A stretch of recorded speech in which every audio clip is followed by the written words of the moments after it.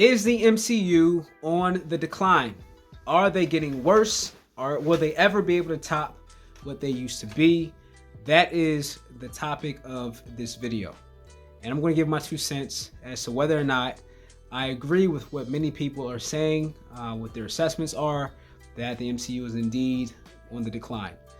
And we'll talk a little bit about that here in this video, and I definitely want to hear your thoughts as well in the comments. But before we do that, please do not forget to subscribe to the channel, to the Plot Twist 215, and hit the notification bell. Let me know that you are interested in more videos or whatnot, and engaging in these conversations or whatnot, since many people are having them right now. But to give you some background, I have been a fan of the MCU ever since the first Iron Man came out, right back in 2008. I've seen all the movies with the exception of Ant-Man and the Wasp, Quantumania, which just came out a couple weeks ago. Been having a crazy busy last couple weeks for sure, but I plan on seeing that for sure. And I didn't see Werewolf. I've seen all the Disney Plus shows except for the special that they did with Werewolf, but everything I've seen up until this point. So I've been a fan of them, right? And from my assessment, the three things that kind of make up the backbone of the MCU, and I think why they've been so successful up until this point, have been the casting, has been the character development, and then also obviously the storyline that they've been able to maintain for 31 movies up until this point. Ant-Man and the Wasp: Quantumania, I just looked it up, it's the 31st movie that they've made over the last 15 years. And so they've been putting in a lot of work, right? And so they've been building this elaborate storyline over the last 15 years that's been keeping audiences going, right? Every time, it seems like every single time an MCU movie drops, it goes #1 in the world. It does its numbers, and even the Eternals or Thor: Love and Thunder is still, sells a lot of tickets, right? A lot of people still interested in seeing them. So then, with all that being the case, what brings us here to even the question about whether or not they're on the decline? I've been seeing a lot of comments, right? Comments and just kind of sentiment about just people being displeased with some of their more recent films and even some of the Disney Plus shows, specifically the ones that came out in Phase 4. I will admit that Phase 4 was probably the worst phase that they've made up to this point, coming off of the whole Infinity Saga. So it was definitely not the biggest, not the greatest phase, and we'll talk about Phase 4 in a second. Right, so I think that's kind of been generating thoughts about whether or not the MCU will ever be able to top what they did in the first 3 phases. With that being said, also with Ant-Man Quantumania, Ant-Man and the Wasp: Quantumania. So I saw a post that I haven't seen it yet, right? So I saw that someone had put a post up, and it says something like how Ant-Man has tied with Eternals as the worst received or worst reviewed movie that the MCU has put out. And I was shocked because I was expecting Ant-Man. I think people sleep on Ant-Man. I think that people, I think they sleep on the part that he played in Endgame and that type of thing. And I saw Kevin Feige even talk about why they started off Phase 5 with Ant-Man, because of the part that he played in Endgame and just a significant character that he is. And so they started off with him. And so the post said that it tied with Eternals as the worst reviewed movie. I was shocked by it. I think the storyline looked cool. King's introduction, everything looks good. Everything looks like this is going to pick up, and it's going to give us something that we've been waiting for, coming off of Wakanda Forever, which obviously did really well as well. So looked like it was going to kick Phase 5 off in a good direction.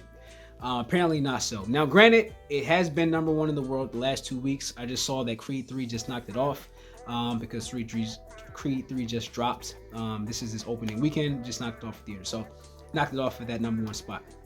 So, but a lot of people apparently wasn't pleased with it. I even put that post in my story, and someone responded saying, "Yeah, bro, just wait till Disney Plus." And then I did a poll, saying that, "Hey, I heard it wasn't that good. What do you think about it?" People say, "Yeah, just wait." And most of the people who responded, it was just a few people. I'm not gonna cap like it was 1,000 people, but a few people responded. They said, "Yeah, just wait till Disney Plus." What are my thoughts on this? Right? Is the MCU going down? So I am optimistic about the future of the MCU. I'm optimistic about them. And I think there are things that we have to consider when we are thinking about this question. One is definitely, it's in our nature to compare, right? Everything. A sequel comes out, it's in us to compare the sequel of a movie to the first one, right? Which one was better? And right now, when we look at the first 3 phases, they did such a good job and set the bar so high then now it's like, okay, cool, what's next? And I think our tendency to compare puts us in a position when we have unfair expectations of, in this case, the MCU. And I think that's the type of thing I think we need to be aware of. I think also too, I'm optimistic because we can't forget the track record, right? Going back to what I just mentioned about the first three phases, these movies have what they've been able to do with the storyline. I'm not sure if it's been done at this scale before.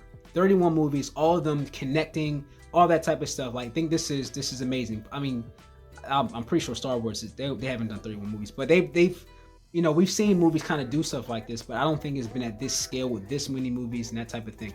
So I think that we have to give them the benefit of the doubt. They've shown us that they can create a story to keep people hooked. And I think that that's something that we have to give them kind of the benefit of at least waiting until it happens. Now, again, I think one of the biggest things, the strengths of the MCU is their character development. With so many characters that they've introduced, I think that this is, one of the things that could happen is that they can introduce all these different characters and they're not able to dive into their storylines to the degree that they did for the first three phases, right? Their main characters, the main 5 or 6, I think all of them got their own movie or their own show in the case of Hawkeye, with his show on Disney Plus. So you were able to go into their storylines a bit. Some of them had multiple movies. Iron Man, 3 movies. Captain America had 3. He's about to have another one that's dropping, I think, this year. We got Thor movie, had 4 movies, right? Black Widow had a movie. So some of these folks had Hawk, had his movie as well. So like they all have their own things, and they were able to dive into the storylines a little bit more. So within their own character, and then also develop those characters. Now, I think that what can happen is that if the MCU is not careful and they just kind of put all these people out there and it's just kind of like saturated with so many characters and they're not able to dive into the storylines, I think some of us may lose interest and connection with the characters. That is admittedly a possibility. I think also too, we have to give them some space to try new things. Now, in the case of for example, Miss Marvel, I was not the biggest fan of Miss Marvel, right? I wasn't. But I understand that they were trying to stay true, right? She's a high school girl, high school student, and it felt very Gen Z-ish to me, right? I think it felt very young, right? The series did, but it was different. It was different. Especially what they try to stay true to her cultural heritage in terms of having Islamic culture all throughout in there, Middle Eastern culture, all those types of things. So I think that we also have to give them space to do different things. So is the MCU on the decline? I don't think so. Just give them some time. Phases 5 and 6, I think they have all the movies laid out for that. Give them some time. I think it's going to be great, and I think they're going to show us, why we've been following them for so long. So if you've been doing that, and why they've been able to attract so many fans over the years, and why they've been topping the box office, hit after hit, things like that. So with that being said, y'all, I'm Michael Miles with the Plot Twist 215. Don't forget to subscribe to this channel.